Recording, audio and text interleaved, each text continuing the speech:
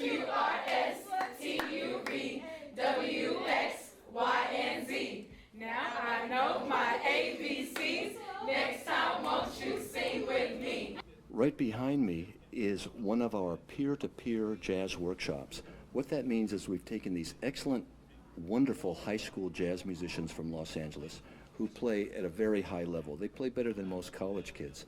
And they're doing a peer-to-peer session with the Waltrip High School students, playing side by side their like instrument counterparts, where they're teaching and learning from one another, just like Thelonious Monk did 65 years ago in the bebop era, because you learn jazz, you learn from your teachers, but mostly you learn from one another.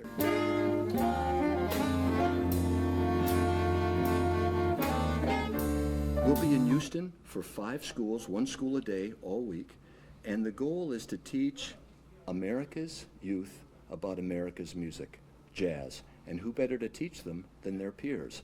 So we start off with a jazz informant's, which is an assembly program, a concert which mixes performance and information, hence informants, for the entire student body.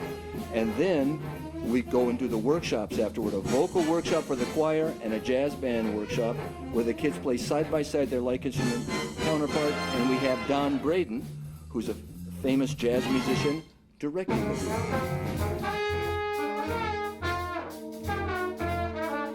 Probably the most important idea that we want to get across, that jazz is America's music, not just because it was born here, but because jazz represents our truly held American values, like teamwork, unity with ethnic diversity, the vital importance of really listening to one another, finding a passion for something when you're young and believing in yourself and being persistent and going for it.